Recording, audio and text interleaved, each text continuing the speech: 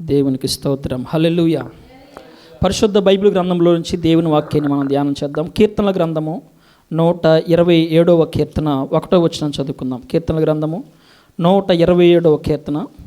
ఈరోజు మనం ధ్యానం చేయబోతున్నటువంటి అంశం ఏంటంటే, దేవుడు ఎవరిని కాపాడుతాడు, యెహోవా ఎవరిని కాపాడుతాడు అనే అంశం మీద మనం దేవుని వాక్యాన్ని ధ్యానం చేయబోతున్నాం. చూడండి, 127వ కీర్తన 1వ వచనం చదవండి. యెహోవా ఇల్లు కట్టించని ఎడల దానిని కట్టువారి ప్రయాసము వ్యర్థమే. యెహోవా పట్టణమును కాపాడని ఎడల దానిని కావలి కాయవారు మేలుకొని ఉండుట వ్యర్థమే. లేఖనం ఏం చెప్తూ ఉందంటే, ప్రియమైనటువంటి దేవుని యొక్క సంగమా, యెహోవా ఇల్లు కట్టించని ఎడల, ఒక కుటుంబం కట్టబడాలి అంటే, ఒక దాంపత్య జీవితం కట్టబడాలి అంటే, కుటుంబంగా పిలువబడుతున్నటువంటి నీ కుటుంబం, నీ దేవుడు, మరి నీ కుటుంబం ఒక సరైన రీతిలో ఉండాలి అంటే, లేఖనాన్ని మనం చూస్తే, యెహోవా ఇల్లు కట్టించిన ఎడల దాన్ని కట్టువారి ప్రయాసము వ్యర్థమే. మన కుటుంబాన్ని ఎవరు కట్టాలి? మన బిడ్డల జీవితాన్ని ఎవరు కట్టాలి? మన బిడ్డల పరిస్థితులను ఎవరు చూడాలి అని లేఖనాలను మనం పరిశీలన చేస్తే, లేఖనం తెలియజేస్తుంది ఆ కింద మాటల్లో, యెహోవా పట్టణమును కాపాడని ఎడల దాన్ని కావలి కాయువారు మేలుకొని ఉండుట వ్యర్థమే. చూడండి, దేవుడు కాపుదల మనకు లేకపోతే, దేవుని కృప మనకు లేకపోతే బ్రతకగలిగిన వాడు ఎవరైనా ఉన్నారా చెప్పండి? ఎవరు లేరు. రాత్రి చాలా దూరం నేను స్వార్థకు వెళ్ళొచ్చి ఒక చిన్న మాటని ధ్యానం చేసుకున్నాం రాత్రి. దాన్ని చెప్పడానికి అవకాశం లేదు. కానీ చూడండి, ప్రియమైనటువంటి దేవుని యొక్క సంగమా, ఈరోజు దేవుని యొక్క వాక్యాన్ని మనం వింటున్నప్పుడు దేవుడు అంటున్న మాట, ఇక్కడ సొలొమోను చెప్తున్నటువంటి విషయం ఏంటంటే, దేవుడు కట్టించని ఎడల, తర్వాత కాపాడని ఎడల, హల్లెలూయా, నీకు నీ కుటుంబానికి, మనకు మన కుటుంబాన్ని, మన బిడ్డలను దేవుడు కట్టాలి. ఆమేన్ చెప్పండి. దేవుడు మనల్ని కట్టకపోతే కట్టబడలేము మనం. ఆయన కాపాడకపోతే మనం కాపాడబడలేము. ఆమేన్ చెప్పండి. చాలా సందర్భాల్లో మనం చూస్తున్నాం, చాలామంది రాజకీయ నాయకులు మనం చూస్తే, పెద్ద పెద్ద ఉన్నతమైన స్థితిలో ఉన్నటువంటి వారు చాలా సెక్యూరిటీని పెట్టుకున్నారు. వాళ్ళకి దేనికయ్యా వారికి సెక్యూరిటీ పెట్టుకున్నారంటే, కాపాడబడాలి అని. అందరూ చెప్పండి, ఏం చేయాలని? కాపాడబడాలి అని. ఎవరి నుంచి? శత్రు నుంచి కాపాడబడాలి. ఒకవేళ శత్రువు దాడి చేస్తాడేమో, ఆ శత్రువుల నుంచి కాపాడబడటానికి వీరేం పెట్టుకున్నారంటే సెక్యూరిటీని పెట్టుకున్నారు. కానీ మనం చూసాం కదా, గత కొన్ని సంవత్సరాల్లో ఎవరైతే సెక్యూరిటీగా కాపాడాలని పెట్టుకున్నారో వాళ్ళే కాల్చి చంపేసిన సందర్భాలు చాలా ఉన్నాయి. మనుషులుగా మనం వాహనాల మీద బయటకు వెళతాం. బయటకు వెళ్ళినటువంటి నీ కుమారుడు, నీ కుమార్తె, నీ బిడ్డలు, నీవు క్షేమంగా తిరిగి రావాలి అంటే ఇంటికి మనము కాపాడబడాలి. హల్లెలూయా. మనం ఎంత జ్ఞానంగా డ్రైవింగ్ చేసినా, నాకు డ్రైవింగ్లో చాలా నాలెడ్జ్ ఉందని అని చెప్పినప్పటికీ కాపాడబడలేము. మనల్ని మార్గంలో కాపాడాల్సింది ఎవరు చెప్పండి? దేవుడు. పొలాల్లో పనులకు బయటికి వెళ్ళినప్పుడు, ఉద్యోగంలో పనికి బయటికి వెళ్ళినప్పుడు, పనికి బయటికి వెళ్ళిన మనము దేవుని యొక్క కాపుదల లేకపోతే క్షేమంగా ఇంటికి మనం చేరలేము. హల్లెలూయా. మరి ప్రతిరోజు ప్రతి క్షణము దేవుడు మనలను కాచి కాపాడుతున్నాడు. కాబట్టి ఈరోజు నీవు నేను సజీవు లెక్కలో ఉన్నాం. అందుని బట్టి దేవునికి స్తోత్రం కలుగునుగా. ఈరోజు మన అంశం, దేవుడు ఎవరిని కాపాడుతాడు. చూడండి, లేఖనాలు మనం పరిశీలన చేస్తే మరొక వాక్యాన్ని మనం చదువుకుందాం. కీర్తన గ్రంథము 97వ అధ్యాయము 10వ వచనం చదువుకుందాం. ఇదే కీర్తన గ్రంథము 97వ అధ్యాయము 10వ వచనం. యెహోవాను ప్రేమించువారులారా, తన భక్తుల ప్రాణములను ఆయన కాపాడుచున్నాడు. హల్లెలూయా చెప్పండి. కీర్తన గ్రంథము 97వ అధ్యాయము 10వ వచనాన్ని మనం చదువుకుంటే, యెహోవాను ప్రేమించువారులారా, దేవుడు ఎవరిని కాపాడతాడు అని మనం చూస్తే, కాపాడబడటం అంటే ప్రతి సందర్భంలో అందరూ మంచిగానే ఉంటాం. కానీ ఒక భయంకరమైన ఆపద వచ్చినప్పుడు, ఒక భయంకరమైన రోగం వచ్చినప్పుడు, రోగంతో హాస్పిటల్ బెడ్ మీద పడుకున్నప్పుడు, డాక్టర్ల వల్ల కూడా కానటువంటి పరిస్థితుల్లో ఈ రోజున మనం చూస్తే, హాస్పిటల్లో వైద్యం చేసేటువంటి బాగా హార్ట్ స్పెషలిస్ట్ ఉన్నాడు ఒక అతను. ఇటీవలే కొన్ని నెలల క్రితం ఏం జరిగిందంటే, అనేక మంది గుండెను మార్పిడి చేయగలిగినటువంటి జ్ఞానం కలిగినటువంటి ఆ డాక్టరు ఏమైపోయాడో తెలుసా మీకు? హార్ట్ ఫెయిల్ అయిపోయి హార్ట్ అటాక్తో చనిపోయినటువంటి సందర్భాన్ని మనం చూస్తూ ఉన్నాం. ఇటీవలే న్యూస్లో వచ్చింది. ప్రియమైనటువంటి దేవుని యొక్క సంగమా, రోగముతో హాస్పిటల్లో బలహీనమైన పరిస్థితుల్లో మనం ఉన్నప్పుడు ఎవరు మనల్ని కాపాడేది? దేవుడు ఎవరిని కాపాడుతాడు అంటే మనం అనుకుంటాం మనుషులు ఎవరో సహాయం మనకు కావాలి, ఎవరో మనకు అండగా ఉండాలి. ఇదిగో పిల్లలు అనుకుంటారు నా తల్లిదండ్రులు నన్ను కాపాడాలి. హల్లెలూయా. తల్లిదండ్రులు పెద్దలైన తర్వాత వారి ఆశ ఏంటంటే, వారు అనుకునేటువంటి ఆలోచన ఏంటంటే మేము ఇప్పుడు పెద్దవారమయ్యాం కదా, మా బిడ్డలు మమ్మలను కాపాడాలి, మా బిడ్డలు మమ్మలను చక్కగా చూసుకోవాలి అనేటువంటి ఒక ఆలోచన. లేఖనాలను మనము పరిశీలన చేస్తున్నప్పుడు, దేవుని యొక్క వాక్యాన్ని మనం ధ్యానం చేస్తున్నప్పుడు దేవుడు ఎవరిని కాపాడుతాడయ్యా, ఎప్పుడు కాపాడుతాడయ్యా అని మనం చూస్తే ఈ 97వ కీర్తన 10వ వచనంలో స్పష్టంగా దేవుడు మాట్లాడుతూ ఉన్నాడు. ఆయన ఎవరిని కాపాడుతాడు అంటే, యెహోవాను ప్రేమించు వారలారా చెడుతనమును అసహించుకొనుడి, తన భక్తుల ప్రాణములను ఆయన కాపాడుచున్నాడు. ఎవరిని కాపాడుతాడంటే దేవుడు, ఎవరైతే భక్తి చేస్తూ ఉన్నారో, దేవుని భక్తి చేసే విషయంలో, దేవుని మందిరానికి వచ్చే విషయంలో, ఆరాధించే విషయంలో భక్తి శ్రద్ధలు కలిగి కుడికి కానీ ఎడమకు కానీ తొలగిపోకుండా దేవుని యొక్క సన్నిధిలో ఆయన పైన ఆధారపడుతూ పరిపూర్ణమైనటువంటి విశ్వాసం కలిగి ఎవరైతే భక్తి చేస్తూ ఉన్నారో వారి ప్రాణాలను దేవుడు కాపాడుతాడంటండి. హల్లెలూయా చెప్పండి. హిజ్కియా గురించి మనకు తెలుసు. మరణకరమైన రోగం సంభవించినప్పుడు ఆ క్షణాన చనిపోలేదండి ఆయన. దేవుడు హిజ్కియా ప్రాణాన్ని ఏం చేశాడు? కాపాడాడు. ఆయుష్ని 15 సంవత్సరములు పొడిగించాడు. గట్టిగా చప్పలు కొడదాం. హల్లెలూయా. ఎందుకు దేవుడు హిజ్కియా ప్రాణాన్ని కాపాడాడు అని మనం చూస్తే, హిజ్కియా దేవుని ఎదుట భక్తి చేశాడు. ఆమేన్. ఆయన గోడ వైపు తిరిగి, ప్రభువా నేను ఎలా యథార్థంగా నేను జీవించానో నీకు తెలీదా? ఇదిగో మరణకరమైన రోగం సంభవించినప్పుడు, నీవు చనిపోతావు అనేటువంటి వార్త తెలియచేయబడినప్పుడు గోడ వైపుకు తన ముఖం తిప్పుకుని నేను ఎలా భక్తి చేశానో అని దేవుని సన్నిధిలో మొరపెట్టినప్పుడు దేవుడు హిజ్కియా ప్రాణాన్ని కాపాడాడు. స్తోత్రం కలుగును గాక. మన దైవజనుడి ప్రాణాన్ని కూడా దేవుడు 5 సంవత్సరాలు పైగా కాపాడాడు. ఆమేన్ చెప్పండి. చాలామంది రోగం వచ్చి అలా చనిపోయిన వాళ్ళు చాలామంది ఉండవచ్చు. కానీ 5-6 సంవత్సరాలు ఒక వ్యక్తి ప్రాణం నిలబడింది అంటే అది ఎవరు కాపాడారు? డాక్టర్లా, మందులా, మనుషులా, మనం తిన్న ఆహారమా? లేదు. దేవుడు కాపాడితేనే మన ప్రాణము నిలబడతా ఉంది. ఈ మంటి శరీరాల్లో దేవుని యొక్క ఊపిరి ఇంకా మనలో నిలబడి ఉందంటే దేవుని కృప మన పైన ఉన్న విధానాన్ని బట్టి. ప్రియమైన సంగమా, దేవుడు ఎవరిని కాపాడుతాడంటే మొట్టమొదటిగా ఆయనను ప్రేమించు వారిని. హల్లెలూయా చెప్పండి. ఎవరిని కాపాడుతాడు దేవుడు? ఆపదలు వచ్చినప్పుడు, అనారోగ్యాలు వచ్చినప్పుడు, నష్టాలు వస్తున్నప్పుడు, ఇదిగో భయంకరమైన వరదలు వచ్చినప్పుడు ఎవరు కాపాడబడతారంటే ఎవరైతే దేవుని సన్నిధిలో ఆయన్ని ప్రేమించే అనుభవంలో ఉన్నారో, ఆయనంటే విసుగు చెందకుండా దేవుని మీద ఆధారపడుతూ ఆయనను ప్రేమించేటువంటి అనుభవంలో ఉన్న వారందరినీ దేవుడు కాపాడతాడు. హల్లెలూయా. నీవు భయంకరమైన శ్రమలో అట్టడుగులోకి నువ్వు వెళ్ళిపోయినా, చేయూతనిచ్చేవారు ఎవరు నీకు లేకపోయినప్పటికీ, నీ శ్రమలలో నీవు చూస్తున్నప్పుడు మానవులు ఎవరు నీకు కానరానప్పటికీ, నీవు ఆయనను ప్రేమించే అనుభవంలో ఉంటే, ఆయనను స్తుతించే అనుభవంలో మనం ఉన్నప్పుడు, ఆయనను ప్రేమించే విధానంలో మనలో మార్పు లేకుండా ఉన్నప్పుడు ఆయన కనుదృష్టి మన పైన నిలుస్తుంది. హల్లెలూయా. దీనిలో సందేహం ఏమీ కూడా లేదు. ఒక ఉదాహరణ మనం చూస్తే ఆదికాండము 6వ అధ్యాయంలోకి మనం వెళ్దాం. దేవుడు ఎవరిని కాపాడాడు అనే విషయంలో ఆదికాండము 6వ అధ్యాయము 1వ వచనం. ఎవరన్నా రాసుకుంటున్నారమ్మా వాక్యాన్ని? మాకేం అవసరం అండి, మీరు చెప్పుకోండి. మీ పని మీది, మా పని మాకు. అసలు వాక్యం ఎందుకు అవసరంలా? అమ్మ పోయిన ఆదివారం ఏం వాక్యం చెప్పారు తల్లి? ఏబే మా హ్యాండ్ గుర్తుంటుంది, ఎప్పుడో మర్చిపోయాం. దేవుని స్తోత్రం కలుగును గాక.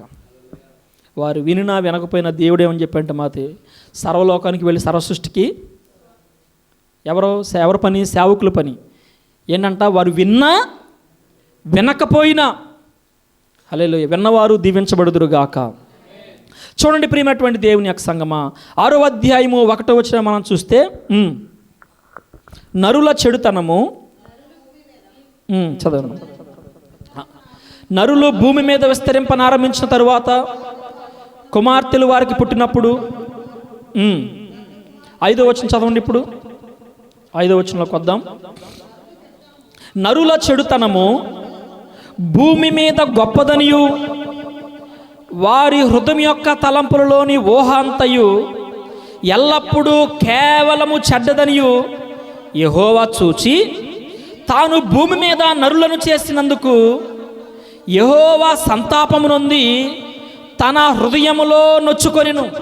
దేవుడు హృదయంలో గాయపడుతున్నాడు. స్తోత్రం కలుగును గాక. హల్లెలూయా. ఏమని గాయపడుతున్నాడు చూడండి. నరుల యొక్క చెడుతనము భూమి మీద గొప్పదైపోయింది. అయా చెడు పనులు చేయమాకు, త్రాగమాకురా, ఇదిగో లోకానుసారంగా జీవించమాకు, ఆ పాపం జోలికి వెళ్ళొద్దు, అయ్యా ఆదివారం మందిరానికి రా అయ్యా అంటే వచ్చేవాళ్ళు ఉన్నారా? అమ్మా దేవుని వెంబడించంటే వచ్చేవాళ్ళు ఉన్నారా? దేవుని యొక్క సన్నిధిలో భక్తి చెయ్యి అంటే చేసేవారు ఉన్నారా? ప్రభుని ప్రేమించేవారు ఉన్నారా? లేరు. చెడుతనము, నరుల చెడుతనము భూమి మీద ఏమైపోయిందంటే గొప్పదైపోయింది. వ్యభిచారముతో, పాపముతో, శాపముతో మానవుడు జీవిస్తూ ఉన్నాడు. మనుషులు ఎవరో చూడకపోవచ్చు, కానీ నీవు నేను చేసే పనులు దేవుడు ఒక ఆయన ఉన్నాడు, ఆయన చూస్తున్నాడు. ప్రియమైనటువంటి దేవుని యొక్క సంగమా, దేవుడు చూస్తున్నప్పుడు ఈ నరుల యొక్క చెడుతనము భూమి మీద గొప్పదైపోయింది. చెడుతనం మాత్రమే కాదు, కానీ వారి హృదయం యొక్క తలంపులు. ఏ తలంపులు అంటండి? హృదయం యొక్క తలంపులు, హృదయంలో వచ్చేటువంటి ఆలోచనలు. హృదయంలో ఎలాంటి తలంపులు వస్తాయి చెప్పండి? హృదయంలో ఎలాంటి తలంపులు వస్తూ ఉంటాయి? హృదయం ఎలాంటి ఆలోచన చేస్తుంది? లేఖనాలు మనం చూస్తే ప్రతి భార్య ఏ రోజైనా తన భర్త గురించి మంచిగా ఆలోచించిన రోజు ఉంటుందో చెప్పండి? వివాహం చేసుకున్న కాడ నుంచి, మెడలో తాడి కట్టిన కాడ నుంచి ఏ రోజైనా నా భర్త మంచోడు అనుకున్న రోజు ఒక్క రోజైనా ఉందా మన బ్రతుకుల్లో? ఏ భర్త అయినా సరే నా భార్య మంచిది అనుకునే తలంపు ఉందా? నా బిడ్డలు మంచోళ్ళు అనుకునే తలంపు ఉందా? ప్రియమైనటువంటి దేవుని యొక్క సంగమా, హృదయములో యొక్క తలంపులు, ఊహలు, తలంపులు వేరు, ఊహలు వేరు. తలంపుల్లో, ఊహల్లో నుంచి వచ్చే తలంపులు. ఈ మానవుల యొక్క చెడుతనం గొప్పదైపోయి పాపములో, శాపములో మానవుడు జీవిస్తున్నప్పుడు ఆ హృదయం యొక్క తలంపులు, ఆ తలంపుల్లో వచ్చేటువంటి ఊహంతయు ఎల్లప్పుడూ కేవలము చెడ్డదని దేవుడు చూచి ఆయన ఏమంటున్నాడంటే, తాను భూమి మీద ఇప్పుడు నరులను చేసినందుకు యెహోవా సంతాపము నొంది హృదయములో నొచ్చుకొనెను. ఒక భయంకరమైనటువంటి జీవితములో, పాపములో జీవిస్తున్నారు ఇక్కడ ఈ యొక్క ప్రజలు. ప్రియమైనటువంటి దేవుని యొక్క సంగమా, నోవాహు కాలములో మనం చూసినప్పుడు నోవాహు తన జీవితంలో అక్కడ జరిగిస్తున్నటువంటి ప్రతి పరిస్థితులు మనం చూస్తే, లేఖనాల్లో మనం చదువుకున్న 8వ వచనాన్ని మనం చదివితే, అయితే నోవాహు యెహోవా దృష్టి యందు కృప పొందిన వాడైన. గట్టిగా చప్పలు కొట్టండి. ఆ ప్రాంతంలో చాలా మంది మనుషులు ఉన్నారు, అక్కడ అనేక మంది ప్రజలు ఉన్నారు. ఆ ప్రాంతంలో నోవాహు ఉన్నటువంటి ఆ ప్రాంతంలో, ఆ దేశంలో అనేక మంది ప్రజలుంటే ఆ ప్రజల ఊహలు, ఆ ప్రజల తలంపులు ఎలా ఉందనే మాట 5వ వచనంలో మనం చదువుకున్నాం. నరుల చెడుతనం భూమి మీద గొప్పది. హృదయం యొక్క తలంపులు, ఊహలు అన్నీ చెడిపోయిన పరిస్థితులలో అనేక మంది ప్రజలు ఆ ప్రాంతంలో నివసిస్తున్నప్పుడు, ఆ ప్రాంతంలో మనుషులు డబ్బు కోసం, స్వార్థం కోసం, జీవితంలో లోకానుసారమైన పద్ధతిలో బ్రతుకుతున్నటువంటి ఆ పరిస్థితులలో అక్కడున్న మనుషులందరిలో కూడా ఒక్కడు నిలబడ్డాడండి. హల్లెలూయా చెప్పండి. ఆ వ్యక్తి ఎవరో తెలుసా? నోవాహు. నోవాహు గురించి మనం చదువుకుంటే ఆ 8వ వచనంలో అయితే నోవాహు యెహోవా దృష్టి యందు కృప పొందినవాడయ్యను. 100 మంది ఉండనే కాక ఆ 100 మందిలో ఒక్కడవైన నీవు దేవుని యొక్క కృప పొందుకున్న వ్యక్తిగా నీవు ఉండాలి. ఆమేన్. పరిస్థితులన్నీ వ్యతిరేకంగా మారిపోతున్నా ఆలోచన. ప్రియమైనటువంటి దేవుని యొక్క సంగమా, చూడండి ఇక్కడ ఒక చిన్న రెవల్యూషన్ మనం నేర్చుకుందాం. 5వ అధ్యాయము 32వ వచనం చదువుకుందాం. నోవాహు 500 ఏండ్లు గలవాడై షేమును, హామెను, యాఫేతును కనెను. ఇప్పుడు చూడండి, ఇక్కడ మనం చూస్తున్నప్పుడు నోవాహుకి ఎన్ని సంవత్సరాలంట? ఎన్ని సంవత్సరాలు? 500 సంవత్సరాలు. దేవుడు నోవాహుతో 500 సంవత్సరాలప్పుడు మాట్లాడాడు. ఆయన వయసు అంటే అప్పుడున్న ప్రజలు ఎన్ని సంవత్సరాలు బతికారు? వందల సంవత్సరాలు బతికారు. హల్లెలూయా. ఇప్పుడు తిప్పి కొడితే మనం ఎంతకాలం బతుకుతాం చెప్పండి? ఎంత? నువ్వు ఎంత డైట్లు చేసినా, నువ్వు ఎంత తిన్నా, ఎన్ని మందులు వేసుకున్నా మహా అయితే 60 లేక 70 లేక 80 ఏళ్ళ తర్వాత ఎవరి దగ్గరకు వెళ్ళి అమ్మ నీ బతకలని ఆశ ఉందంటే ఏమంటారు? ఎందుకు వచ్చింది అయ్యాక, నేను అయిపోయింది నా సర్వీసు. ఏంటి? కాళ్ళు పనిచేయవు, చేతులు పనిచేయవు, నరాలు పనిచేయవు, రకరకాలైనటువంటి బాధలు. స్తోత్రం కలుగును గాక. చూడండి ప్రియమైన సంగమా, ఆ రోజుల్లో అనేకమైనటువంటి 100 సంవత్సరాలు బతికేవారు. నోవాహు వయస్సు 500 ఏండ్ల వయసులో 500 సంవత్సరాల సమయంలో దేవుడు మాట్లాడాడు నోవాహుతోటి. ఇప్పుడు లేఖనాన్ని మనం చూస్తే నరుల చెడుతనం భూమి మీద గొప్పదైపోయింది. వారి హృదయం యొక్క తలంపులు, ఊహ అంతా కూడా కేవలం ఏమైపోయింది? చెడ్డగా మారిపోయింది. ఇప్పుడు మనం చూస్తే ఈ లేఖనాలు మనం పరిశీలన చేసుకుంటా మనం కిందకు వస్తే 7వ అధ్యాయంలో మనం చూస్తే చూడండి, 7వ అధ్యాయము 11వ వచనం చదువుకున్నాం కదా. నోవాహు వయస్సు యొక్క 600 సంవత్సరము 2వ నెల 17వ దినమున మహాగాధ జలముల ఓటలన్నీయు ఆ దినమందే విడవబడిను. 11వ వచనం అండర్లైన్ చేసుకోండి. ఇప్పుడు లేఖనంలోకి మనం వెళ్దాం. లేఖనంలోనికి మనం ముందుకు వెళ్తే చూడండి, 7వ అధ్యాయం 1వ వచనంలో యెహోవా ఈ తరము వారిలో నీవే నా ఎదుట నీతిమంతుడు వినుట చూసి, గట్టిగా చప్పలు కొడదాం. దేవుడైన యెహోవా నోవాహుతో అంటూ ఉన్నాడు, ఈ తరము వారిలో నీవే నా ఎదుట నీతిమంతుడు అయినట చూచితిని గనుక నీవును నీ ఇంటి వారును ఓడలో ప్రవేశించుడి. స్తోత్రం కలుగును గాక. ఇప్పుడు లేఖనంలోకి మనం వచ్చేస్తే 6వ అధ్యాయంలోకి వెళ్ళిపోదాం. మళ్ళీ వెనక్కి, ఫస్ట్ నుంచి వెనక్కి వెళ్దాం. 6వ అధ్యాయము 11వ వచనం చూడండి. భూలోకము దేవుని సన్నిధిని చెడిపోయి ఉండెను, భూలోకము బలాత్కారముతో నిండి ఉండెను. దేవుడు భూలోకమును చూచినప్పుడు అది చెడిపోయి ఉండెను. భూమి మీద సమస్త శరీరులు తమ మార్గమును చెరిపివేసుకుని ఉండిరి. అంటే మానవుడు ఏం చేసుకుంటున్నాడు? భక్తి జీవితాన్ని చెరిపేసుకుంటున్నాడు. హల్లెలూయా. అమ్మ మందిరానికి రాంటి వచ్చేవాళ్ళు ఉన్నారా? లేరు. అన్నిటి కలిసి ఎవరు చెప్పండి? అన్నిటి కలిసి ఎవరో? సేవకుడు ఒక్కడే అలుసు నీకు, ఇంక మిగతా వాళ్ళు ఎవరో అలుసు కాదు. ప్రియమైనటువంటి దేవుని యొక్క సంగమా, నువ్వు రా అంటే రావటానికి, పో అంటే పోవటానికి ఇక్కడ నిలబడిన వ్యక్తి ఆశామాషగా లోకానుసారంగా భక్తి చేసే వ్యక్తి కాదు, దేవుని కృప పొందుకున్న వ్యక్తి. స్తోత్రం కలుగును గాక. ఇప్పుడు దేవుడు పరలోకంలో చూస్తూ ఉన్నాడు. భూమి మీద చూస్తున్నప్పుడు నరులు చెడుతనాన్ని అనుభవిస్తున్నారు. భయంకరమైన పాపంతో, శాపంతో జీవిస్తూ ఉన్నారు. వారు మార్గాల్ని ఏం చేస్తున్నారంటే సంగమా చెరిపి వేసుకున్నారంట. వారి మార్గాలు ఏం చేసుకున్నారు? చెరిపి వేసుకున్నారు. చూడండి, భూలోకము దేవుని సన్నిధిని చెడిపోయి ఉంది, బలాత్కారంతో నిండబడి ఉన్నది, పాపంతో నిండబడింది. వీరిని విడిపించేవారు లేరు.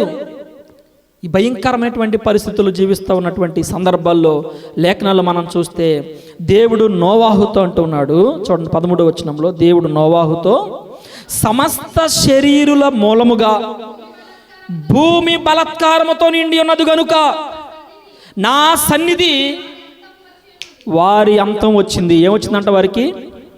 ఇప్పుడు నిన్ను బట్టి నీ కుటుంబం బలాత్కారం అయిపోతుంది అనుకో, నిన్ను బట్టి నీ కుటుంబం నాశనం అయిపోతుంది అనుకో, నిన్ను బట్టి నీ కుటుంబం దీవెనకరంగా లేకుండా ఉందనుకో, దేవుడు ఏం చేస్తాడు తెలుసా?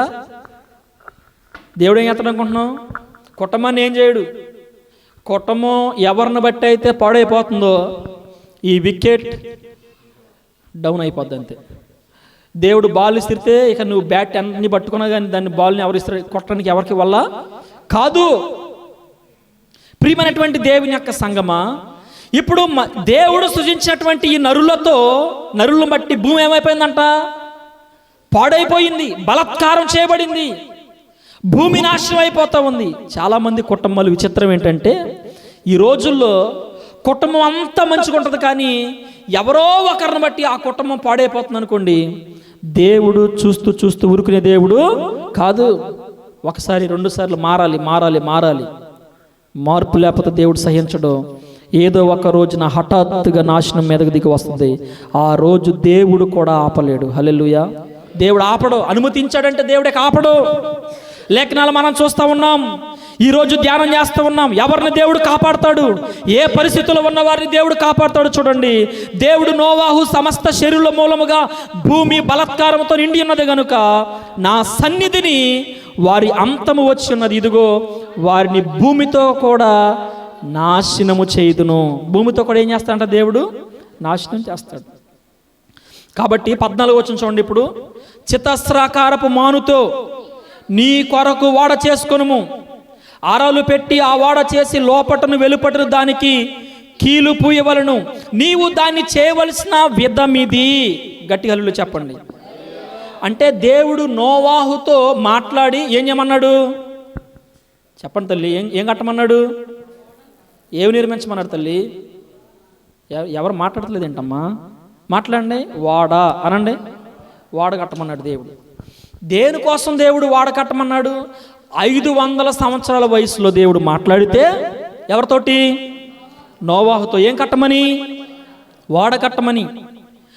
నోవాహు వయసు 500 సంవత్సరాల వయసు ఉన్నప్పుడు దేవుడు మాట్లాడి కట్టమంటే, ఇప్పుడు ఈయన కడుతూ 11వ వచనంలోకి వస్తే, 7వ అధ్యాయం 11వ వచనంలోకి వస్తే, నోవాహు వయసు యొక్క 600 సంవత్సరము అంటే ఎన్ని సంవత్సరాలు నోవాహు సువార్తను ప్రకటించాడు చెప్పండి. ఇప్పుడు 100 సంవత్సరాలు.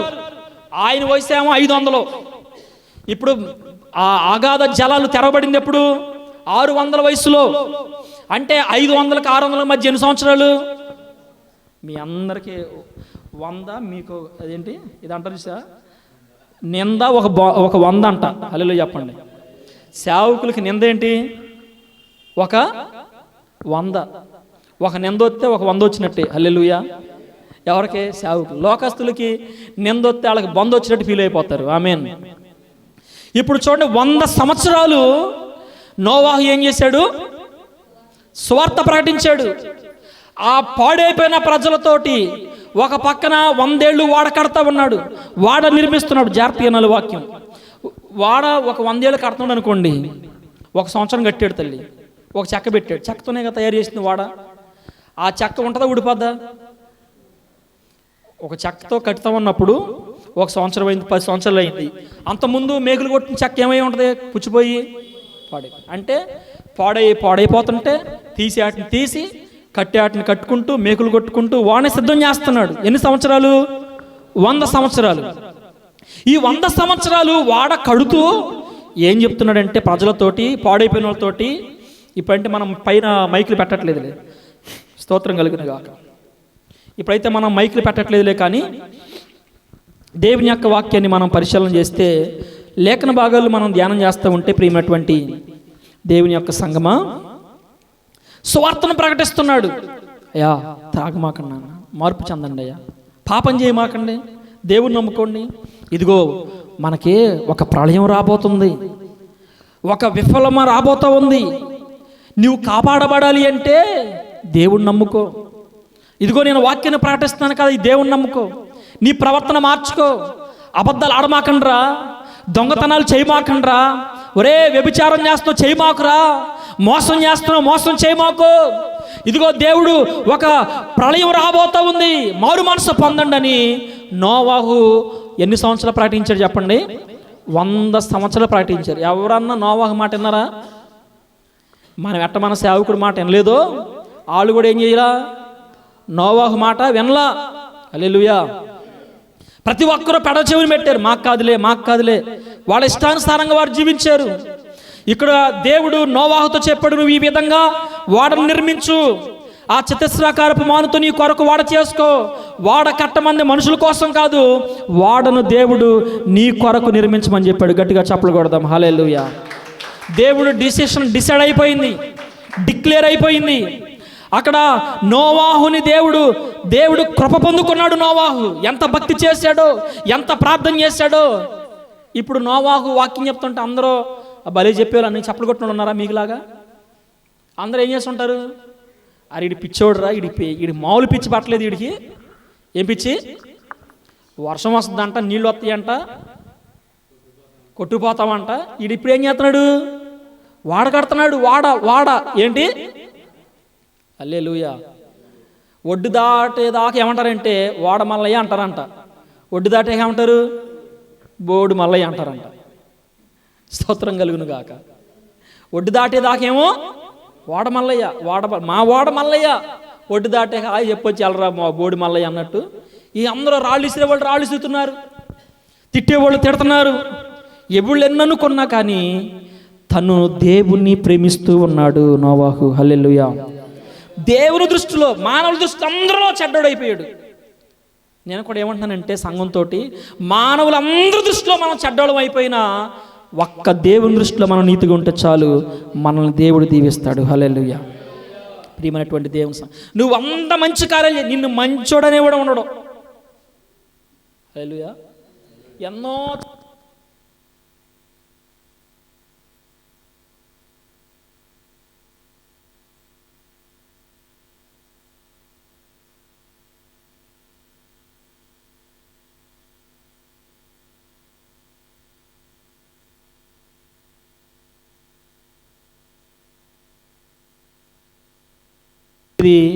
ఎప్పుడో చచ్చిపోయాడు. హల్లెలూయా. ఇక జీవిస్తుంది ఎవరంటే దేవుని కొరకు మాత్రమే జీవిస్తూ ఉన్నాను. ఆమేన్. ఈ విధంగా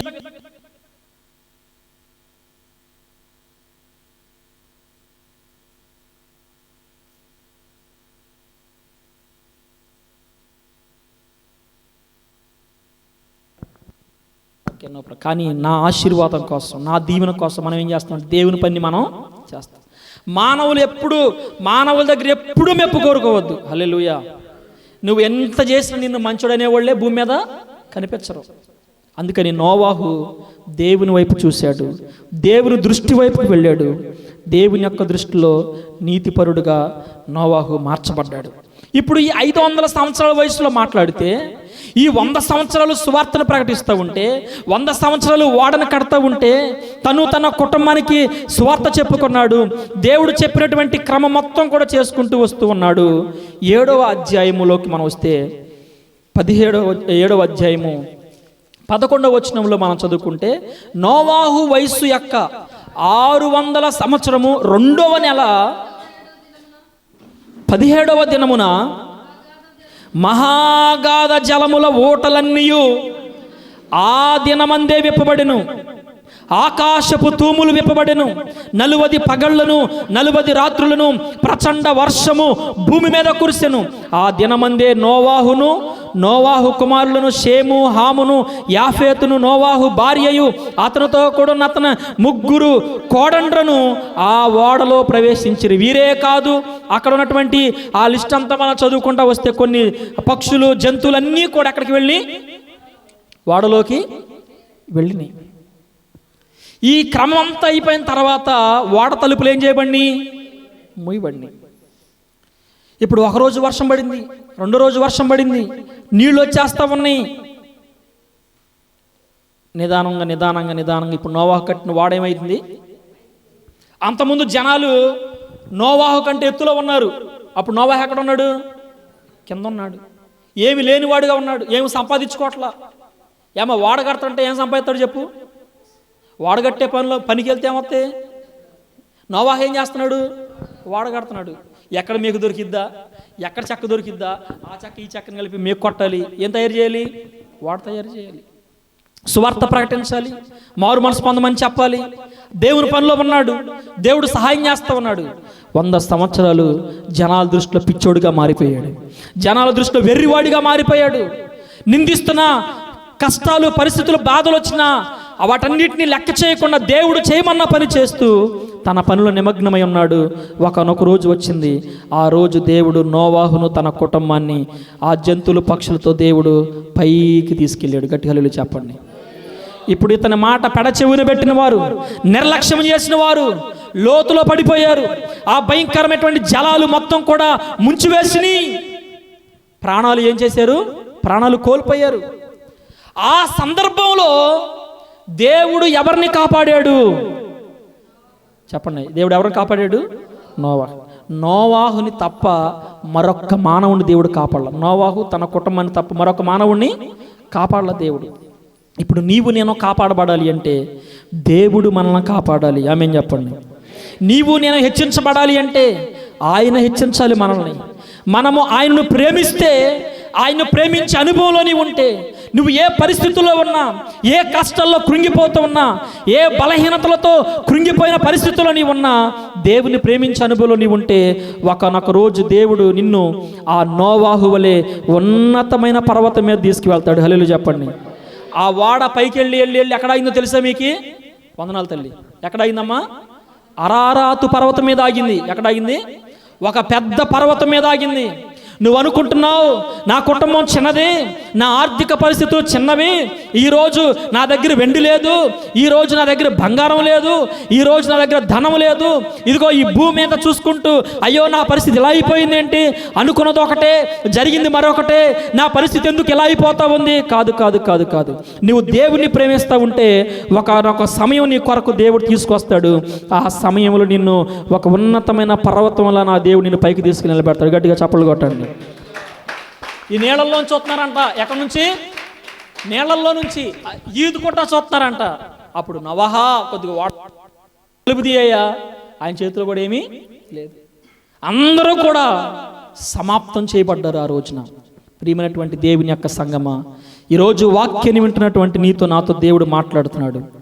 నీవు కాపాడబడుదువుగాక, దేవుడు మనల్ని విడిపించునుగాక. ఈరోజు దేవుని వాక్యాన్ని పరిశీలన చేస్తే, వాక్యం ధ్యానం చేస్తుంటే దేవుని చేత కాపాడబడిన వారి పరిస్థితులు ఎలా ఉంటాయి? ఎలా? అందరూ పాడైపోతున్నా నిన్ను మాత్రం దేవుడు ఆశీర్వదించాడు. హల్లెలూయా. ఆ వాడ అనుభవం, ఆ వాడేంటో తెలుసా మీకు? అప్పుడంటే ఆయన వాడ ఉంది కదయ్యా, ఆ వాడలోకి వెళ్ళేది. ఇప్పుడు మనం ఎక్కడికి వెళ్ళాలి? ఇప్పుడు ఇదిగో ఈ మందిరం అనే వాడలోకి నువ్వు రావాలి. అందుకే ఈ బాధ. అప్పుడప్పుడు సుత్తి దెబ్బలో మేకు దిగుతూ ఉంటుంది, వాక్యం పెట్టి కొడతా ఉంటే ఏమైంది? అది ఎక్కడో తగులుతూ ఉంటుంది. హల్లెలూయా. భరించాలి. నా కోసమే నువ్వు కట్టబడతా ఉన్నావు. ఒక రాయిని 4 చెక్కలుగా చెక్కేవాడు 4 పలకలుగా చెక్కుతున్నాడు అంట రాయిని. అప్పుడు ఈ రాయి అంటుందంట, మాట్లాడుతుందంట ఇంకో రాతితోటి, చూసావా 4 దెబ్బలు నేను సరైపోయా. ఏమంటుంది? 4 దెబ్బలు నేను సరైపోయా. ఇంకో రాయిని గుండ్రంగా చెక్కుతున్నాడు, తెక్కొడుతున్నాడు అంట, గుండ్రంగా చెక్కుతున్నాడు అంట, అటు ఇటు మొత్తం అంతా చెక్కుతున్నాడు అంట. ఈ తయారు చేసేటువంటి వ్యక్తి రాళ్లను గోడ మధ్యలో కడతానికి, కొన్నిటిని గుమ్ము కనపడటానికి అందంగా చెక్కుతున్నాడు అంట. ఈ 4 దెబ్బలతో సరైపోయిన రాయి అనుకుంటుందంట, చూసావా నీకంటే నేనే మంచిదాన్ని, చూసి 4 దెబ్బలతో నా బతికేమైపోయింది, సెట్ అయిపోయింది, నేను స్థిరపడిపోయా అనుకుంటుందంట. ఇప్పుడు ఆ మూలన ఈ మూలన కొడుతూ సరి చేస్తున్నటువంటి రాయి అనుకుంటుందంట, నా బతుకు ఎప్పుడు సెట్ అయ్యిద్దో. ఏమనుకుంటుందంట? నా బతుకు ఎప్పుడు సెట్ అయ్యిద్దో. యమా కొడుతున్నాడు, ఎరక్కొట్లు కొడుతున్నాడు. ఆ సుత్తి పెట్టి శానం పెట్టి కొడతా చెక్తా ఒక మంచి స్వరూపం వచ్చే విధంగా ఆ రాయిని సిద్ధం చేశాడు. ఇప్పుడు 4 దెబ్బలతో సరైపోయిన రాయి ఉంది కదా, దీన్ని తీసుకెళ్లి గోడలో పెట్టి శుభ్రం కట్టేశారంట. ఎవరు కనపడతలేదు. అనేక దెబ్బలు తిన్న ఈ రాయి చూసారా, గుమ్మం కాడ ఇట్లా ఆర్చ్ లాగా పెట్టాడంట. కొన్ని ఇళ్లలోకి వెళ్తే ఆర్చులు ఉంటాయి కదా మన ఇళ్లలో, ఆర్చ్లో పెట్టాడంటే ఈ రాయిని అమర్చాడంట. వచ్చిన వాళ్ళు అందరూ ఆ రాయిని చూస్తున్నారంట. హల్లెలూయా. అది ఎలా చెక్కబడింది? అందంగా చెక్కబడింది, సుందరంగా మార్చబడింది. ఇదేదో మొన్న 4 దెబ్బలు సెట్ అయిన రాయి కనపడతలేదేంటి? అది ఎక్కడికి వెళ్ళిపోయింది? గోడలో కలిసిపోయింది, మరి సిమెంట్లో కలిసిపోయింది. అనేక శ్రమలు పడుతూ ఉంటే అలా కట్టబడినటువంటి రాయి అందరూ వచ్చి చక్కగా చూసి ఎంత బాగుందో ఈ రాయి అనుకుంటుందంట. ప్రభువా ఇంకో 4 దెబ్బలు ఎక్కువ ఎత్తి ఇంకెక్కడ ఉండేదాన్ని నేను అనుకుంటున్నానంట. ఎవరో ఈ రాయి. శ్రమలకు భయపడకూడదు, మనం కష్టాలకు భయపడకూడదు, నిందలకు భయపడకూడదు, అవమానాలకి భయపడకూడదు. స్తోత్రం కలుగును గాక. ఆమేన్. చూడండి ప్రియమైనటువంటి దేవుని యొక్క సంగమం, మనం వాక్యం ధ్యానం చేస్తూ ఉంటే ఆ రోజుల్లో అక్కడ ఉన్నటువంటి అంతమంది ప్రజల్లో నోవాహు ఒక్కడే రక్షించబడ్డాడు. ఈరోజు మనం రక్షించబడాలి అంటే, మన కుటుంబం దీవెనకరంగా ఉండాలి అంటే దేవుని కృప మనకి ఎంతైనా అవసరం. ఒక 3 అంశాలు 3 మాటలు నేను మీకు చూపించి ముగిస్తాను. ఎవరిని కాపాడుతాడు దేవుడు? మొట్టమొదటి పాయింట్, ఎవరిని కాపాడుతాడని నేర్చుకోమని చెప్పండి. దేవుణ్ణి ప్రేమించిన వారిని. నీవు దేవుణ్ణి ప్రేమించాలి. ఎలా ప్రేమించాలి? I love you Jesus, Jesus I love you so much అంటే అయిపోయిందా? కొంతమంది ప్రేమిస్తారు దేవుని ఆదర్శ గుడి కనపడంగానే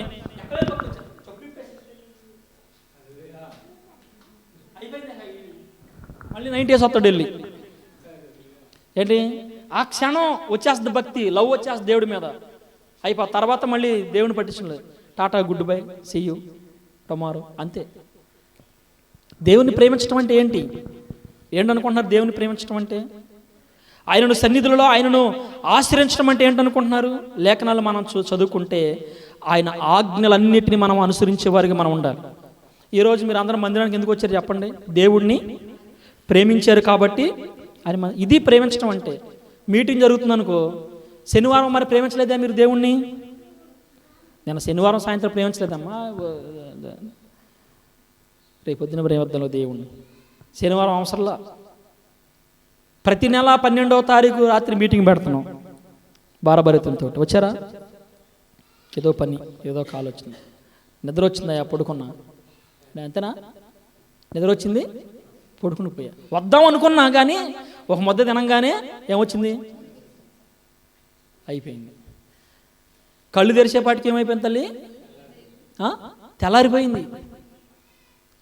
దేవుని ప్రేమించడం అంటే దైవజనుడు మాట వింటూ క్రమం తప్పకుండా ఆయనను వెంబడించాలి. మీకు క్వశ్చన్ చెప్పిన దేవుని ప్రేమించడం అంటే ఏంటో. ఒక ఆదివారం నువ్వు మందిరాన్ని మానేస్తే దైవజనుడు చెప్పి వెళ్ళాలి నువ్వు. అయ్యా ఈరోజు నేను మందిరానికి రాలేకపోతున్నా, పలానా పని. అది ఇంపార్టెంట్ అయితే సేవకుడే ఉంటుంది, వచ్చి ప్రార్థన చేయించుకుని నువ్వు వెళ్ళాలి. నీ ఇష్టానుసారంగా భక్తి చేసి నీకు నచ్చినట్లుగా, నీకు అనుకున్నట్లుగా, నువ్వు ఊహించినట్లుగా, నువ్వు తలంచినట్లుగా చేసేది భక్తి కాదు.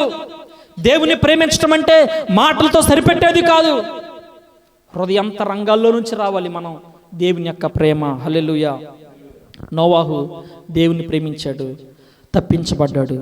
ఒక ఉన్నతమైనటువంటి స్థితిలో అరారాతు పర్వతాలన్నింటిలో ఎత్తైన పర్వతం మీద వెళ్ళి ఆ వాడ అక్కడ నిలిచింది. హల్లెలూయా. వీళ్ళందరూ కిందకి అయిపోయారు, ఆయన అక్కడ నుంచి కిందకే చూస్తూ ఉన్నాడు. ప్రియమైనటువంటి దేవుని యొక్క సంగమా, ఆయనను మనం ప్రేమించే అనుభవంలో మనం ఉంటే ఖచ్చితంగా మనము తప్పించబడతాం. హల్లెలూయా. కాపాడబడతాం. ఎలా ప్రేమించాలి? నీ పూర్ణ హృదయంతో, నీ పూర్ణ ఆత్మతో నీ దేవుడిని యెహోవాని నీవు ప్రేమించాలి, సేవించాలి, ఆయనను ప్రేమించాలి. నిన్ను వలె నీ పొరుగు వారిని ప్రేమించాలి. పరిస్థితులు అర్థం చేసుకోవాలి. హల్లెలూయా. స్తోత్రం కలుగును గాక. ఇంకా చెప్పాలంటే చాలా లోతైన మర్మాలు ఉన్నాయి, కానీ 2వ పాయింట్లోకి మనం వెళ్దాం. సామెతల గ్రంథము 22వ అధ్యాయము 12వ వచనం. సామెతల గ్రంథము 22వ అధ్యాయము 12వ వచనం. త్వరగా చూడండి, సమయం అయిపోతుంది.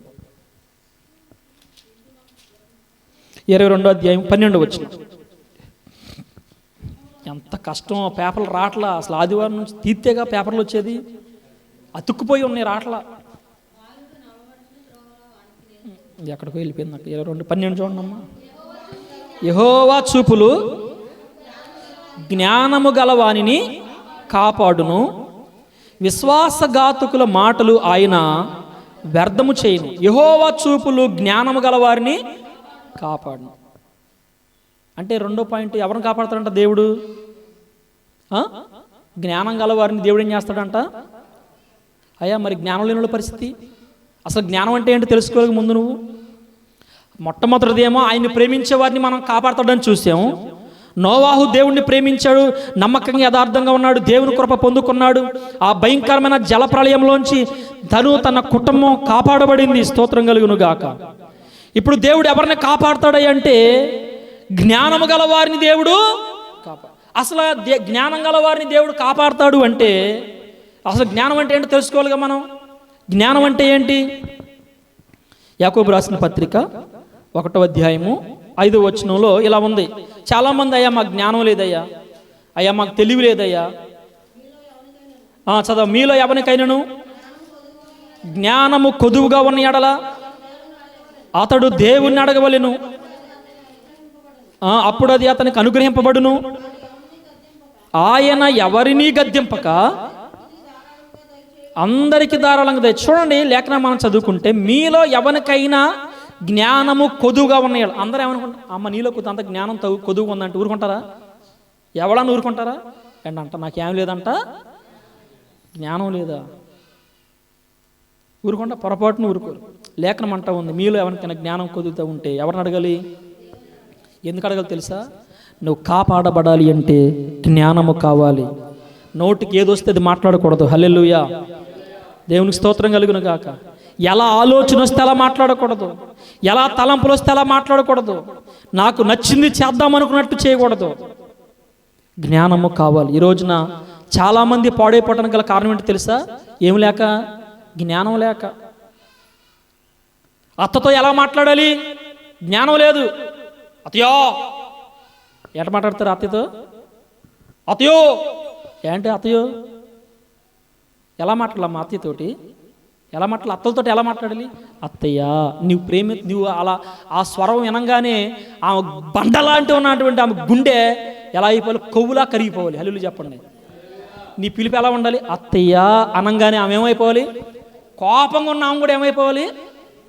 కొంతమంది ఏంటంటే మాట్లాడితే ఇరిటేషన్ వచ్చేస్తుంది, మాటల్లోని ఇరిటేషన్ వచ్చేస్తుంది. ఒక మాధుర్యం, ఒక ఆలోచన, ఒక జ్ఞానము లేదు. భర్తని ఎలా పెడితే అలా పిలుస్తారు. ఓయ్ ఏంటంట? ఓయ్ ఏంటోయ్ ఏంటో ఎవళ్ళైనా కట్టుకున్న భర్తను అట్ట నా పిలిచేది. పిల్లోళ్ళని కూడా యారా ఓరా పోరా చేయి హే ఇది కాదు. మనం జ్ఞానం కావాలి మనకి. స్తోత్రం కలుగును గాక. మన జ్ఞానాన్ని బట్టి దేవుడు దీవిస్తాడండి.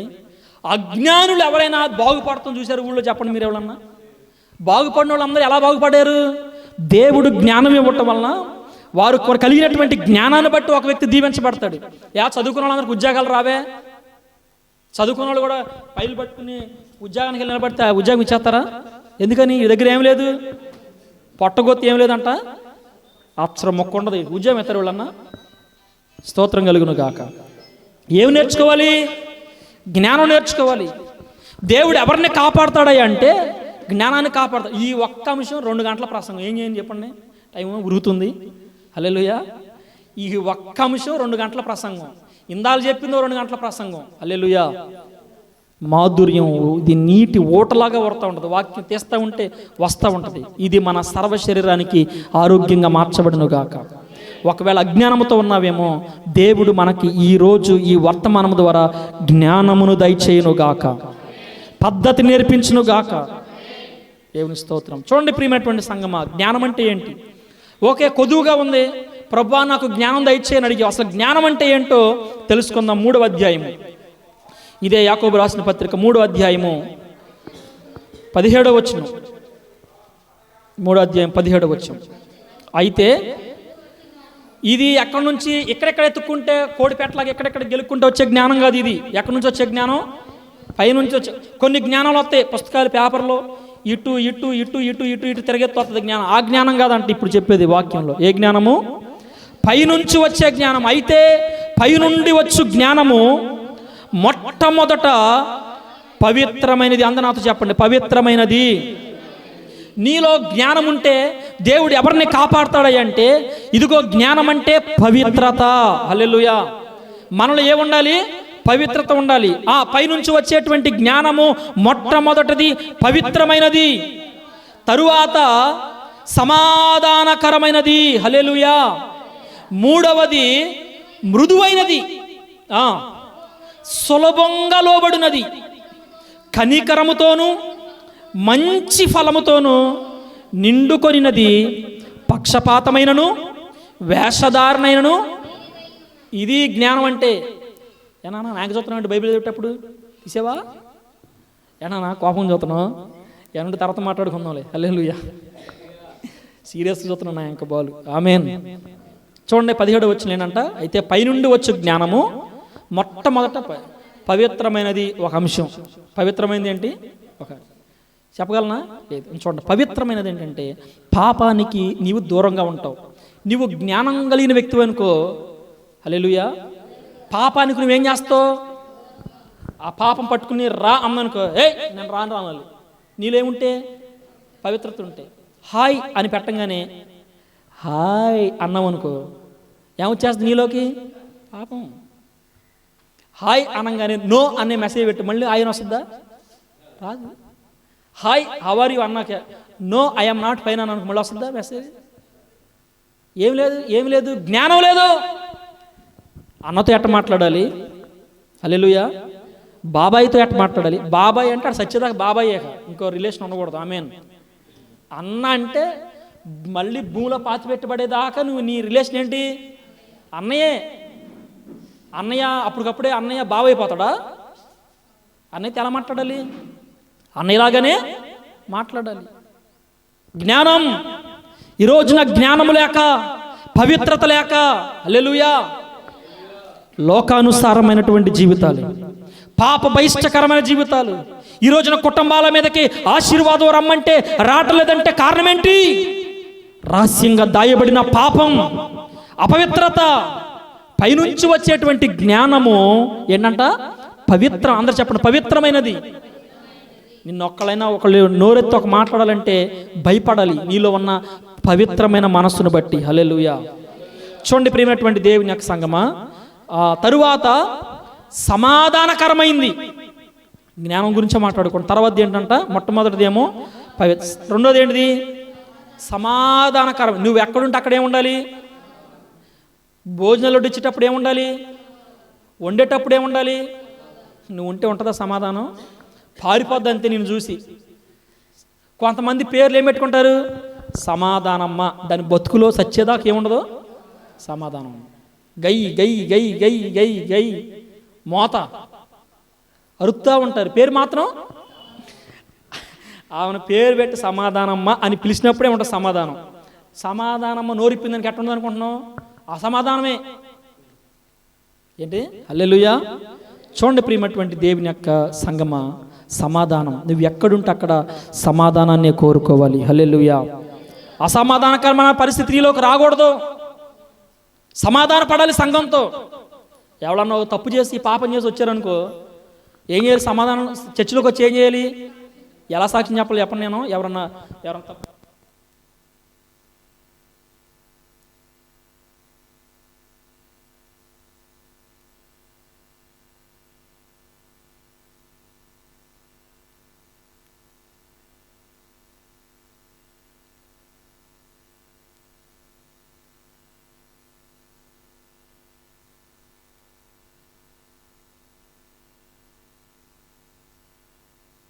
సమాధానపు అనుభవంలో మనం ఉన్నామా?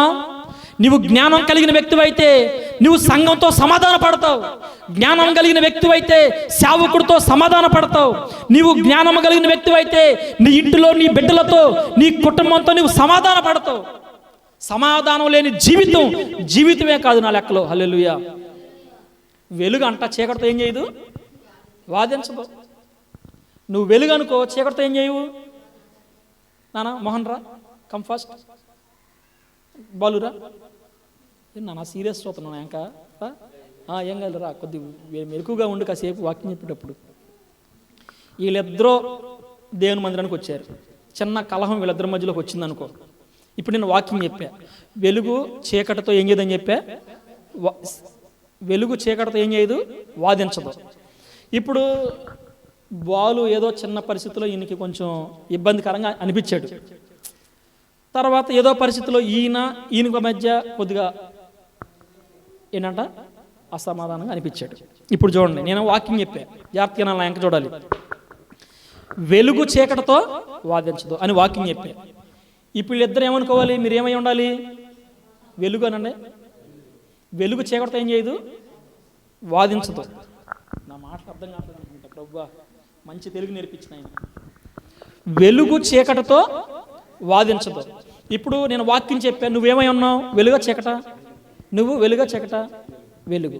ఇప్పుడు మీ ఇద్దరి మధ్య చిన్న డిస్టర్బెన్స్ వచ్చింది. ఇప్పుడు వాదించుకుంటారా వదిలేస్తారా చెప్పండి? చిన్న ప్రాబ్లం ఏదో వచ్చింది, వాదించుకుంటారా వదిలేస్తారా?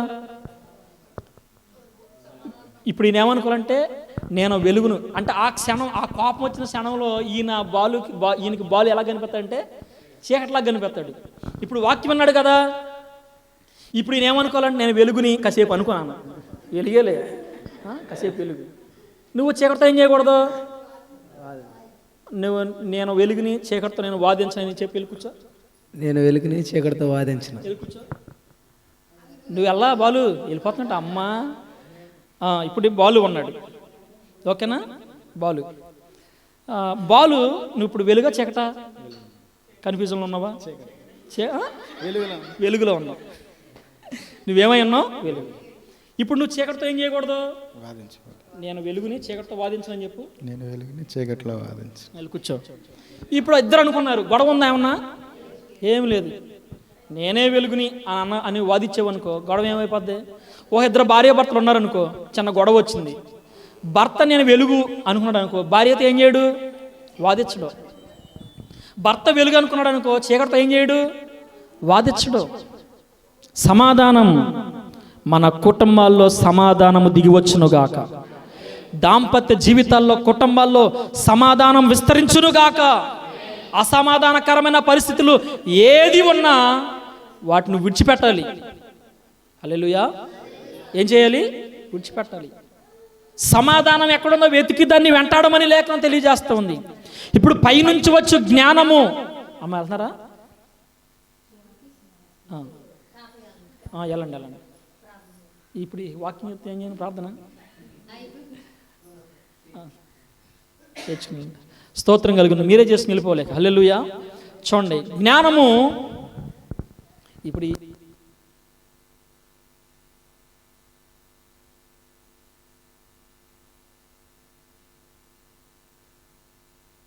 వెళ్ళిపోతున్నారు అనుకుంటారు, అది కట్ చేయాలి తర్వాత. చూడండి, స్తోత్రం కలుగును గాక. హల్లెలూయా. ఇప్పుడు దేవుని యొక్క బిడ్డలుగా మనం ఏం కలిగి ఉండాలంటే మనము జ్ఞానం కలిగి ఉండాలి. చూడండి ప్రియమైన సంగమా, నీ ఉద్యోగంలో దీవించబడాలంటే, వ్యాపారంలో దీవించబడాలంటే, ఆర్థికంగా నువ్వు అభివృద్ధి చెందాలంటే నీకేముండాలి? జ్ఞానం ఉండాలి. జ్ఞానం లేకుండా నువ్వు దీవించబడతావా? కొంతమంది సంపాదించేటప్పుడు జ్ఞానం ఉంటుంది, ఖర్చు పెట్టేటప్పుడు ఏముండదు? జ్ఞానం ఉండదు. అలాంటప్పుడు సంపాదిస్తే ఒకటి, సంపాదించకపోతే ఒకటే కదా. సంపాదించేటప్పుడు ఏముంటుంది? జ్ఞానం. ఖర్చు పెట్టేటప్పుడు జ్ఞానం ఉంది. ఇప్పుడు చూడండి, జ్ఞానం అంటే మొట్టమొదటిగా పవిత్రత. నీలోకి పాపం రాకూడదు. హల్లెలూయా. పవిత్రమైన జీవితం. రెండవది చూస్తే సమాధానం. నువ్వు జ్ఞానం కలిగి ఉంటే అందరితో నువ్వేం చేస్తావు? సమాధానంతో ఉంటావు, గొడవ పడవు. సమాధానం, జ్ఞానం. తర్వాత మూడోది చూడండి, మృదువైనది. మృదుత్వంతో ఉండాలి, హార్డ్షిప్లో ఉండకూడదు.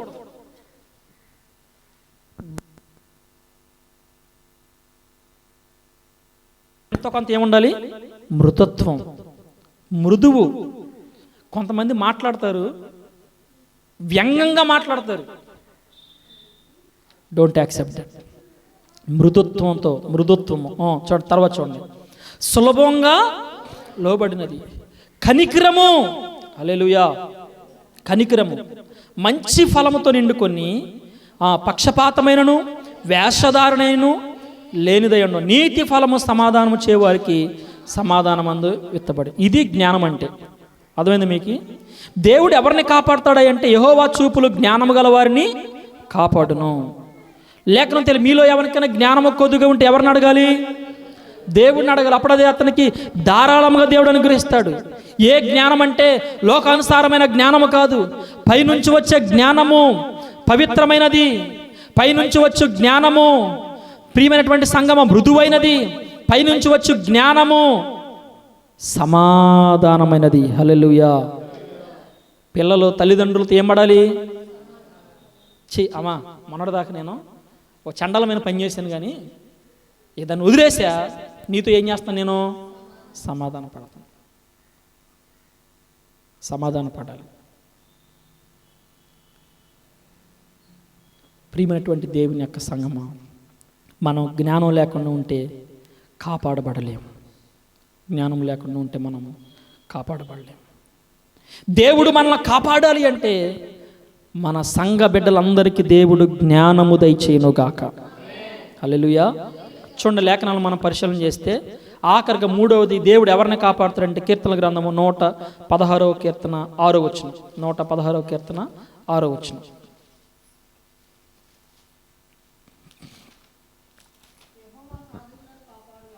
యెహోవా సాధువులను సాధువులు అంటే ఏంటి చెప్పండి?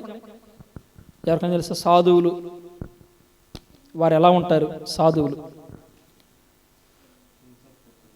యెహోవా సాధువులను కాపాడువాడు, నేను కృంగి ఉండగా ఆయన నన్ను రక్షించు. సాధువులను చూస్తూ ఉంటాం కదా మనం, వారికి ఎవరితో సంబంధం ఉండదు. దేవుడే దేవుడే దేవుడే దేవుడే దేవుడే, ప్రార్థనే ప్రార్థనే ప్రార్థనే, వాక్యమే వాక్యమే యథార్థమైనటువంటి జీవితం. ఒక సాధువులాగా మనం మారుదుము గాక. హల్లెలూయా. యెహోవా సాధువులను కాపాడుతాం. అందరూ లేచి నిలబడతాం. చెప్పబడిన వాక్యాన్ని బట్టి ప్రార్థన చేసుకుందాం. ఎవరిని కాపాడుతాడో నేర్చుకున్నాం. దేవుణ్ణి ప్రేమించే వారిని కాపాడుతాడు. ఆయన ప్రేమించడం అంటే ఆయన ఆజ్ఞలు పాటించటం. హల్లెలూయా. తర్వాత ఏ పాయింట్ నేర్చుకున్నాం? దేవుడు ఎవరిని కాపాడుతాడు? జ్ఞానము గలవారిని కాపాడుతాడు. ఒకవేళ నీలో జ్ఞానం లేదైతే ఎవరిని అడగాలి? దేవుడిని అడగాలి. దేవుడు జ్ఞానాన్ని మనకు దయచేస్తాడు. అందరూ లేచి నిలబడతాం, ప్రార్థన చేసుకుందాం. ప్రార్థన పూర్వకంగా మన అడుగుల ముందుకు వేద్దాం. Thank you Jesus. Hallelujah hallelujah hallelujah. నేను, నా బిడ్డలు, నా కుటుంబం కాపాడబడాలయ్యా. నోవాహు నీతిమంతుడై ఉన్నాడు. నోవాహును మీరు కాపాడాడు. నోవాహు మీ కృప పొందిన వాడయ్యాడు. నాయనా మీకు స్తోత్రాలు అని జ్ఞాపకం చేసుకున్నాను అయ్యా. నా జీవితాన్ని దర్శించండి ప్రభువా. అందరం కూడా ప్రార్థన చేసుకున్నాం. ప్రార్థనా పూర్వకంగా అడుగుల ముందుకు వేద్దాం. Thank you Jesus. Thank you Jesus. Hallelujah hallelujah హల్లెలూయా.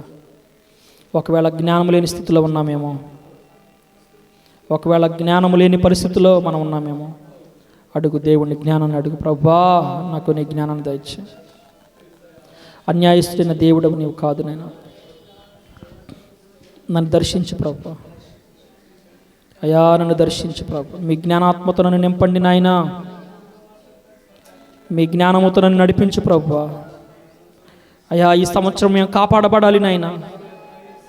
మీ కృప లేకపోతే మేము కాపాడబడలేము నాయనా. స్తోత్రాలు స్తోత్రాలు. నన్ను కాపాడు నాయనా. నన్ను విడిపించు నాయనా. మీకు స్తోత్రాలు. మీ కృపను నాకు దయచేయండి ప్రభువా. హల్లెలూయా హల్లెలూయా హల్లెలూయా. స్తోత్రం స్తోత్రం స్తోత్రం స్తోత్రం. Thank you Jesus. Thank you Lord. Hallelujah hallelujah hallelujah hallelujah hallelujah hallelujah hallelujah. మేము కాపాడబడాలి నా తండ్రి. మీ కృపను మాకు దయచేయండి నాయన. మీ సన్నిధితో మీరు మమ్మల్ని నింప నడిపించండి నాయన. మీకు స్తోత్రాలు స్తుతులు నాయన. స్తోత్రాలు చెల్లిస్తావు. పరిశుద్ధుడా మీకు వందనాలు నాయన. గొప్ప దేవా మీకు స్తోత్రాలు. మమ్మల్ని మీరు నిలబెట్టండి నాయన. మీ సన్నిధితో మమ్మల్ని నింపండి నాయన. బలపరచండి నా తండ్రి. మీకు వందనాలు. అమ్మ ఈరోజు ఎంతోమంది కాపుదల లేక యాక్సిడెంట్లో చనిపోయిన వాళ్ళు ఉన్నారమ్మ. రోగాలతో చనిపోయిన వారు ఉన్నారు. హార్ట్ అటాక్లతో చనిపోయిన వారు ఉన్నారు. కిడ్నీ ఫెయిల్ అయి చనిపోయిన వారు ఉన్నారు. దేవుడు అంటే భయభక్తులు లేకుండా ఉండటం వలన నోవాహు నివసిస్తున్న ఆ ప్రాంతాల్లో అనేక మంది మరణించారు. మరణానికి ఆహుతైపోయారు. దేవజనుడు మాట వెనక, దేవుని మాట వెనక ఆ నీళ్లలో పడి చనిపోయారు.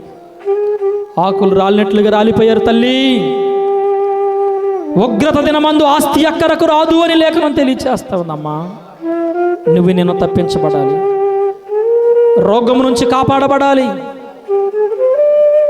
బలహీనతల నుంచి కాపాడబడాలి. నన్ను కాపాడయ్యా. నా కుటుంబాన్ని కాపాడయ్యా. నా బిడ్డలను కాపాడు నాయనా. నిన్ను ప్రేమిస్తున్నాను ప్రభువా. హృదయపూర్వక మీ ఆజ్ఞలు నేను పాటిస్తానయ్యా. మీ ఆజ్ఞలు నేను పాటిస్తాను. నోవాహు మిమ్మల్ని ప్రేమించాడు నాయన.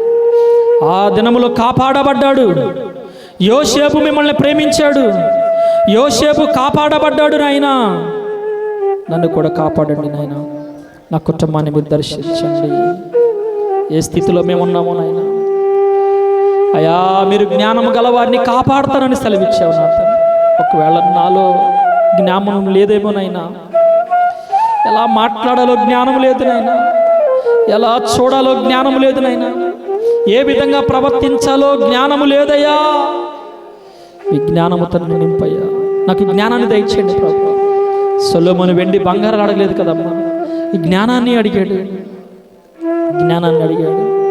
అయ్యా మీ జ్ఞానంతో నన్ను నింపునైనా, మీ జ్ఞానముతో నన్ను నింపయ్యా. నా బిడ్డలు నింపయ్యా. జ్ఞానం అంటే పవిత్రత. నాలో పాపము ఏలుబడి చేయటానికి వీలు లేదు. పవిత్రమైన జీవితం, పాపాన్ని జయించే జీవితం నాకు కావాలయ్యా. మృదువైన జీవితం నాకు కావాలయ్యా. మృదత్వాన్ని దయచేయండి అయ్యా. పరిశుద్ధతను దయచేయండి. మీ సన్నిధిలోనైనా మీకు సమాధానమయ్యా. జ్ఞానం అంటే ఈ రోజున జ్ఞానం లేక రోజు గొడవలే ప్రభు, రోజు చిరాకులే, రోజు అసమాధానమే, మాట మాటికి అనుమానం. నీ అనుమానం వల్లే కదా నీ ఇంట్లో సమాధానం లేకపోతా ఉంది. యేసు నామములో అనుమానం అనే రోగం పోవునుగాక. సమాధానం.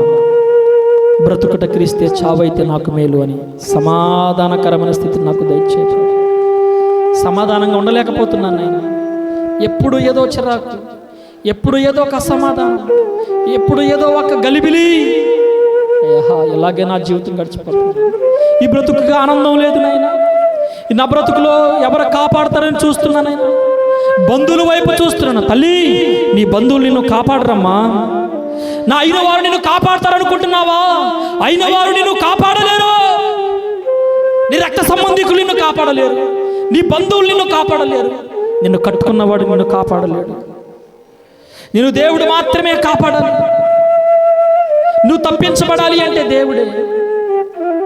అయ్యా మీకు కొందనాలు. నాకు ఆధారము నీవేనయ్యా. నాకు ఆధారం ఈ లోకంలో ఇంకా ఎవరూ లేరు నా తండ్రి. మీకు సాధువులను కాపాడుతానని సెలవిచ్చారు. సాధువులాంటి జీవితం నాకు దయచేయి ప్రభువా. నన్ను మార్చునైనా సరిచేయండి ప్రభువా. లోతైన అనుభవంలో మిమ్మలను ప్రేమించగలిగిన స్థితిని మీరు మాకు దయచేయమని అడుగుతున్నాను. అంత్య దినాల్లో మేము ఉన్నామనైనా, కడవరి దినాల్లో ఉన్నామైనా, బ్రతికిన 4 రోజులు సమాధానంగా బ్రతికే కృప దయచేయండి. గొడవలు, చిరాకులు, అసమాధానం, ఎత్తులు పై ఎత్తులు, చిరాకులు అన్నీ యేసు నామములో లయపరచబడునుగాక. సమయం లేదు నాయన. భూసంబంధమైన విషయాల జ్ఞానం కాదు నాయన మాకు కావాల్సింది. పైనుంచి వచ్చే జ్ఞానం మాకు కావాలి. ఆ జ్ఞానంతో మమ్మల్ని నింపండి ప్రభు. ఇన్నాళ్ళు అజ్ఞానిగా బ్రతికానయ్యా. తెలివి లేని వాడిగా బ్రతికాను ప్రభా. తెలివి లేని దానిగా జీవించానయ్యా. జ్ఞానాన్ని దయచేవా ప్రభు. అడుగమ్మా, జ్ఞానాన్ని దయచే ప్రభు. జ్ఞానం దయచే అమ్మ. ఈరోజు లోతులో ఉన్నా అనుకుంటున్నావా?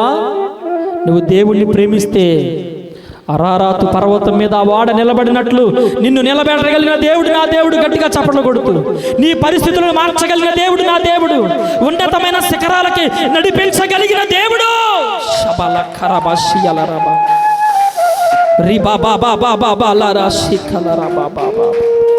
ఆర్థికంగా లోతులో ఉన్నామనుకుంటున్నావా? ఆయన్ని ప్రేమించు. ఆయన సన్నిధికి రా. క్రమం తప్పకుండా ఉండు.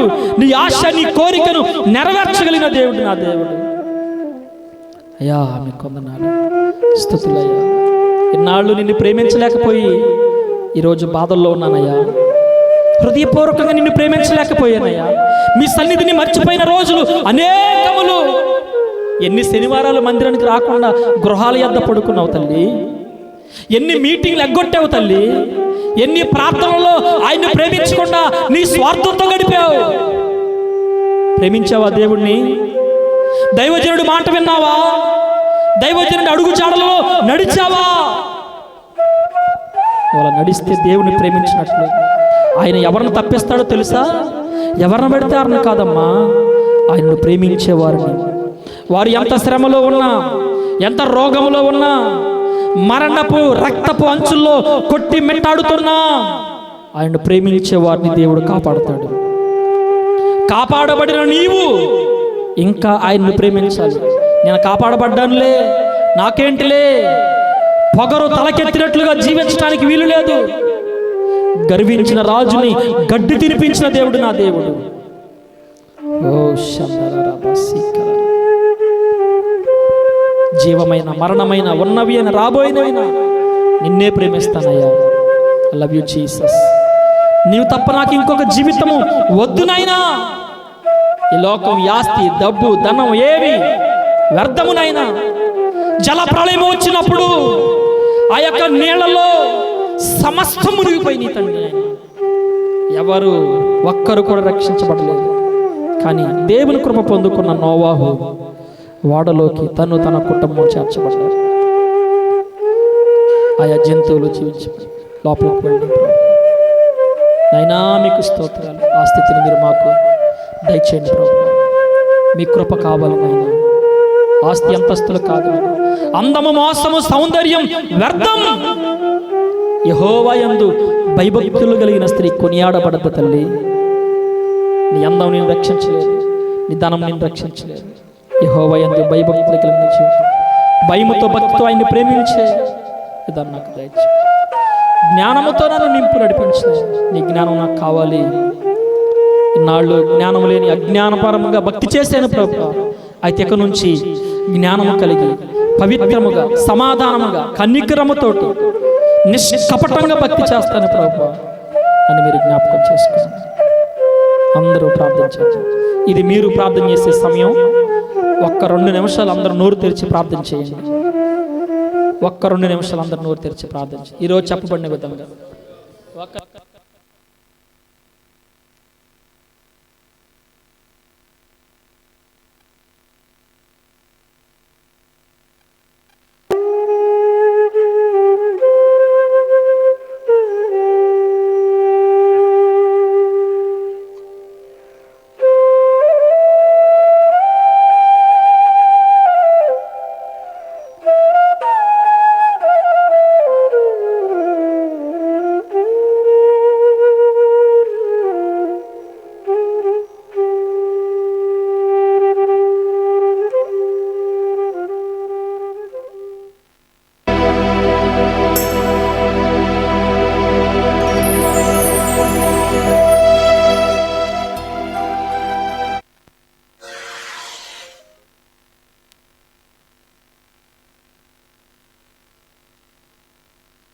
భయంకరమైన రోగాలు రాబోతూ ఉన్నాయి, భయంకరమైన పరిస్థితులు జరగబోతూ ఉన్నాయి.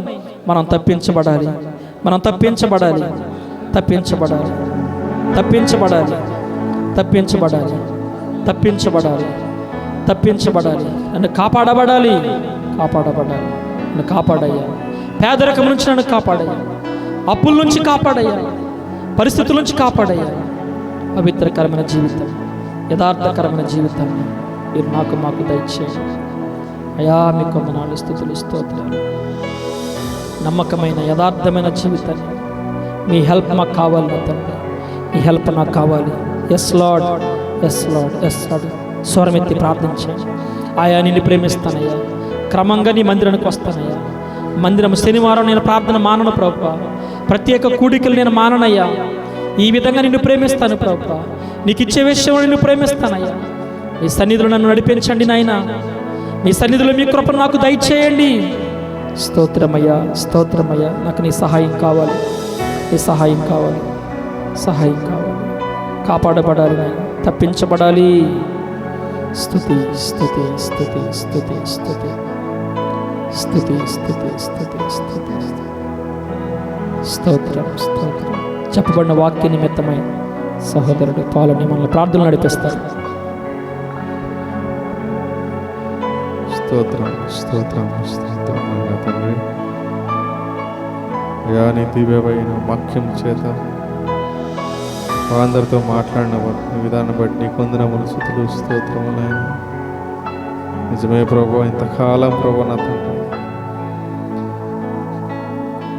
కాపాడబడట్లేదంటే ఎందుకో అతను తెలియక ప్రభు. అయా నాయన నీ ప్రేమించలేక ప్రభు నా తండ్రి, నీవిచ్చు జ్ఞానము లేక ప్రభు నా తండ్రి ఎన్నో మార్లు నష్టపోయామనన్న, కష్టాల పాలయ్యి నష్టాల పాలయ్యి నా తండ్రి. అతను వినిన వాక్యమును బట్టి ప్రభు నాయన మరి ముఖ్యంగా నీ జ్ఞానాత్మ చేత ప్రభు నాయన తండ్రి మేము నింపబడి నీ జ్ఞానానుసారంగా జీవిస్తూ ప్రభు ఏ విధంగా అయితే ప్రభు నాయన తండ్రి అటు జ్ఞానం చేత అయా నీ చేత ఎన్నుకోబడి నిన్ను ప్రేమించినాడు కాబట్టి ప్రభా, చెడుతనం అసహించుకున్నాడు కాబట్టి ప్రభా, నీవు ఆ ప్రళయం నుంచి ప్రభు నా తండ్రి తనను తన కుటుంబం తప్పించి మరొక నా తండ్రి సృష్టిని ప్రభా నాయన అనుగ్రహించినావు నా తండ్రి ప్రభా. అదే రీతిలో మేమును మా యొక్క కుటుంబమును ప్రభువా ప్రతి ఒక్కరు కూడా నోవాహు వలె వారి కుటుంబం కొరకు నా తండ్రి పరిశుద్ధంగా నా తండ్రి నీకు నా తండ్రి ప్రేమిస్తూ అయా నాయన తండ్రి నీ ఇచ్చే జ్ఞానము చేత నింపబడి ఆ యొక్క సమాధానకరమైన జ్ఞానము, మృదువైన జ్ఞానము, కనికరం గల జ్ఞానము, ప్రేమించడి జ్ఞానం చేత ప్రభువా మేమందరం కూడా నా తండ్రి ఆ యొక్క జ్ఞానమునకు బద్దులమై మేమును మా యొక్క కుటుంబమును నా తండ్రి నీ సన్నిధిలో ఎల్లప్పుడూ అయా నాయన కనపరచబడవారంగా ఉండటకు అయా తండ్రి ప్రతి ఒక్కరి హృదయమును ప్రభు మీరు కదిలించండి తండ్రి. ఇంకా నేను నిర్లక్ష్యంగా ఉన్నట్లయితే అయ్యా ప్రభు ఆ ప్రళయంలో నా తండ్రి ఎవరైతే నేను మునిగిపోయి అబాసుపాలైన తండ్రి ప్రభు అంతమైపోయినారో వారిలో నా తండ్రి మేము అవుతాం నా తండ్రి. అట్టి వారితో మీరు మాట్లాడండి ప్రభు. నిర్లక్ష్యంగా ఉన్నవారిని గద్దించండి తండ్రి. అయా నేను నిర్లక్ష్యంగా ఉన్నవారిని ప్రభు నువ్వు లెక్క చేయవు ప్రభు నా తండ్రి. నోవాహు నా తండ్రి ఏ విధంగా అయితే నిందారహితుడిగా నా తండ్రి తన యొక్క కాలంలో ఉంటూ నేను ప్రేమిస్తూ నీ ఆజ్ఞలను పాటిస్తూ నీతిమంతుడిగా ఎంచబడినాడు ప్రభు. ఆ ప్రళయం నుంచి తను కాపాడబడినాడు నా తండ్రి. అయా లోకస్తులు ప్రభు నా తండ్రి వారి జ్ఞానం చేత అయా వారి ఇల్లు కట్టుకున్నట్లు ప్రభు వారి యొక్క ఆలోచనలు కట్టుకుంటూ లోకానుసారంగా వెళుతూ ప్రయాసపడతారు. కానీ ప్రభు ఆ ప్రయాసలో మీ యొక్క నా తండ్రి చేయుత లేనప్పుడు ప్రభు అది వ్యర్థమే ప్రభు. నాయన నీ వాక్యం సెలవిస్తుంది నా తండ్రి. యెహోవా దీవించిన ఎడల ఇల్లు కట్టుకుని ప్రయాసం వ్యర్థం అన్నమాట ఉంది నా తండ్రి. అయ్యా నాయన తండ్రి నీ సహాయం లేనిదే నీవు కాపాడిన ఎడల ఆ ఇల్లు కట్టువాడు ఎట్లయితే వ్యర్థపడతాడో నా తండ్రి ఎట్టి రీతిలో మా యొక్క ఆలోచనలు నా తండ్రి లోకానుసారంగా నా తండ్రి అయా నాయన సంఘమునకు వ్యతిరేకముగా అయా కుటుంబమునకు తల్లిదండ్రులకు వ్యతిరేకముగా ఉన్నట్లయితే అవి వ్యర్థమే అని గ్రహింపు ప్రతి ఒక్కరికి దయచేయండి తండ్రి. ప్రతి ఒక్కరితో మీరు మాట్లాడండి నా తండ్రి. ఇంకా నిర్లక్ష్యంగా ఉంటలే ప్రభు నేను ఆ యొక్క ప్రళయంలో కొట్టుకుపోతారు నా తండ్రి. బుద్ధి కలిగిన తండ్రి జ్ఞానం కలిగి ప్రభు నీ యొక్క ఆత్మచేత నడిపించబడి ప్రతి ఒక్కరు కూడా నా తండ్రి ప్రభు తమ తమ నా తండ్రి కుటుంబం కాపాడుకుని వారికి ఉంటకు నోవాహు ప్రతి ఒక్కరిని నా తీర్చిదిద్ది నడిపించుకొని మీరు మహిమ పొందుకొనమని యేసు నామమున అడుగుచున్నాం పరమ తండ్రి. ఆమేన్.